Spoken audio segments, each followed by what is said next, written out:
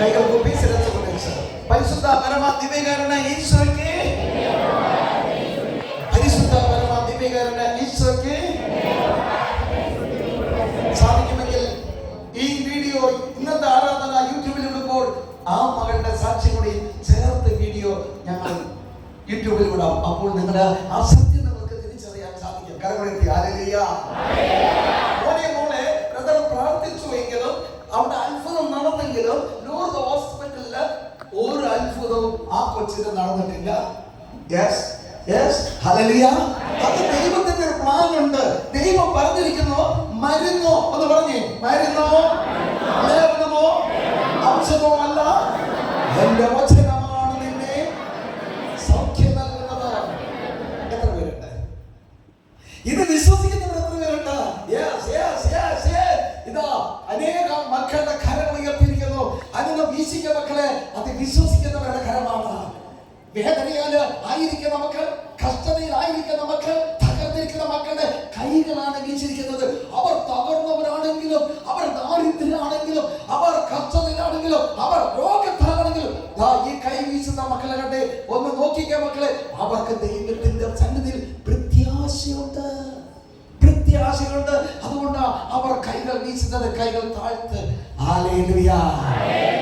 അങ്ങനെ മകളൊന്ന് ചിന്തിച്ചു, ഇതാ ഞങ്ങളുടെ ബ്രദർ, ഞങ്ങളുടെ ധ്യാനകത്തിലേക്ക് ചെല്ല, ബ്രദർ കടക്കിലേക്ക് ചെല്ല. കരകളെത്തി പറഞ്ഞ ഹല്ലേലൂയ. 5 ബസ്, ഒരു കുട്ടി ബസ്, 5 വലിയ ബസ്സും, അതായത് ചെല്ലാനം ആലുവ ഓടുന്ന അങ്ങനത്തെ 5 ലൈൻ ബസ്സും ഒരു കുട്ടി ബസ്സും ആണ് ആ ധ്യാനകത്തിൽ ആ ടൈമിന് വരുന്നത്. ആ സമയം എങ്ങനെയോ ബൈക്കമ്മ ചാരി വെച്ച് രണ്ടാളെ തള്ളി അവിടെ നിന്ന് കസേര എടുത്ത് വണ്ടിയിൽ കിടത്തി കൊണ്ടുവന്നു. ഞാൻ കാണുന്ന കാഴ്ച ഇപ്പോഴുണ്ട് ഞങ്ങളുടെ ആ വീഡിയോ. ആ മകളെ ചുമന്നുകൊണ്ടാണ് സങ്കീർത്തിയിൽ കൊണ്ട് കിടത്തിയത്. ഹല്ലേലൂയ. മൂന്നാം ദിവസം രോഗശാന്തിയുടെ പ്രാർത്ഥന നടക്കുന്ന സമയത്ത് പെണ്ണുങ്ങളുടെ സൈഡിൽ ഞാൻ നിർത്തി. എന്നിട്ട് ഭർത്താവിനോട് പറഞ്ഞ, മകനെ ഇപ്പോൾ സൗഖ്യത്തിന്റെ മണിക്കൂറുകളാണ്, ഇപ്പോൾ സൗഖ്യത്തിന്റെ മണിക്കൂറുകളാണ്. നീ എന്ത് ചെയ്യണമെന്ന് അറിയാമോ? ബ്രദർ പ്രാർത്ഥിക്കുന്ന വേളയിൽ ഒട്ടും വിശ്വാസക്കുറവില്ലാതെ നല്ല വിശ്വാസത്തോടെ നീ അവളുടെ കരങ്ങൾ പിടിച്ച് നീ ഒരു സപ്പോർട്ടായിട്ട് അവളെ നീ ഉയർത്തുവാനായിട്ട് നീ തയ്യാറാണോ? ആ മകൻ പറഞ്ഞു, ഞാൻ തയ്യാറാണ്. ബ്രദർ പ്രാർത്ഥിച്ചു. എന്റെ മക്കളെ എന്നെ കളിയാക്കിയെന്നുള്ള രീതിയിലാണ് ആ മകൾ ചാടി എഴുന്നേൽക്കുന്നു. അവൾ ഡാൻസ് കളിക്കുന്നു. അത് ഞങ്ങളുടെ വീഡിയോയിലുണ്ട്. അവൻ ജീവിക്കുന്ന ദൈവത്തിന്റെ പുത്രനാണ്. ഇതെത്ര പേര് വിശ്വസിക്കുന്നുണ്ട്? അവൻ ജീവിക്കുന്ന ദൈവത്തിന്റെ പുത്രനാണ്. ഒരു ഹല്ലേലൂയ പറഞ്ഞോട്ടെ. നിങ്ങളുടെ കഷ്ടങ്ങൾ മാറുന്നതിനോട് ഹല്ലേലൂയ പറഞ്ഞോട്ടെ. നിങ്ങളുടെ കുടുംബത്തിലെ ഏതാണോ വേദന അത് മാറി ഒരു നസ്രത്ത് ഭവനമായി ദൈവം രൂപാന്തരപ്പെടുത്തുന്നതിനോട് ഒരു ഹല്ലേലൂയ പറഞ്ഞോട്ടെ. ഹല്ലേലൂയ. ഹല്ലേലൂയ. അത്ഭുതങ്ങൾ തീർന്നിട്ടില്ല.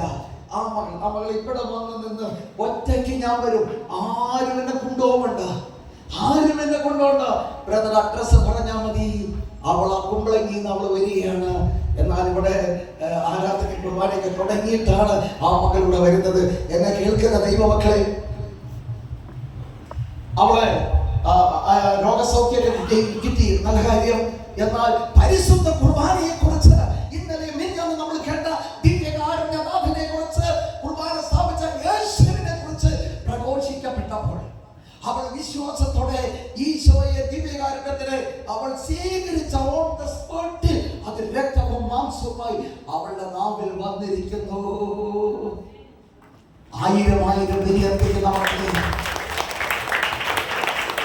1000 ബലിയർപ്പിക്കുന്ന മക്കളെ, ഈ ഒരു മനോഭാവം നിനക്കുണ്ടോ? ഇന്ന് വിശുദ്ധ കുർബാന സ്വീകരിച്ചവരുടെ കരമുയർത്തി വീശിക്ക്. ഇതാ അനേകം മക്കൾ സ്വീകരിച്ചു. നല്ല കാര്യം. കൈതാത്ത്. ഇത് നല്ല കാര്യമാണോ അല്ലേ എന്നുള്ളത് ചിന്തിക്കേണ്ടവൾ നീയാണ്. നിന്റെ രക്ഷകനായ ഈശോ. ആമേൻ, ആമേൻ, ആമേൻ. പരിശുദ്ധ കുർബാനയിലേക്ക് നോക്കുന്നത് യേശുവിനെ 2 പ്രാവശ്യം വിളിച്ച് യേശുവേ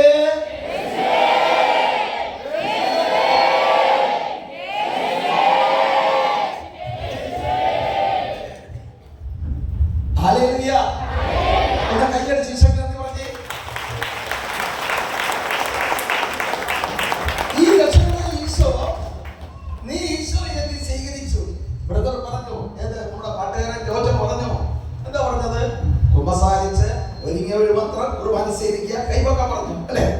ഓക്കെ, നല്ല കാര്യം. എന്നാൽ സ്നേഹമുള്ള ദൈവമക്കളെ, ഇന്ന് നിന്റെ രക്ഷകനായ ഈശോ കുർബാനാപ്പമായി നിന്റെ ഹൃദയത്തിൽ ഏത് മനോഭാവത്തിലാണ് നിന്നിലേക്ക് കടന്നു വന്നത്? ഈശോ ചോദിക്കുന്ന ഒരു ക്വസ്റ്റ്യനാണ്.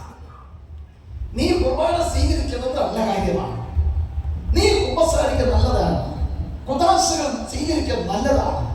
എന്നാൽ പരിശുദ്ധാത്മാവ് നമ്മളോട് ചോദിക്കുകയാണ്, നിന്റെ ഹൃദയത്തിലേക്ക് കടന്നു വന്ന ആ ദിവ്യകാരുണ്യ നാഥൻ ഏത് മനോഭാവത്തിലാണ്? സന്തോഷത്തോടെയാണോ വന്നത്? അത് വേണം വേണ്ടെന്നുള്ള തരത്തിലാണോ വന്നത്? വേദനയോടെയാണോ വന്നത്? ആരും ജഡ്ജിമെന്റ് എടുത്തല്ല, നിങ്ങൾ മാത്രം ചിന്തിക്കുക.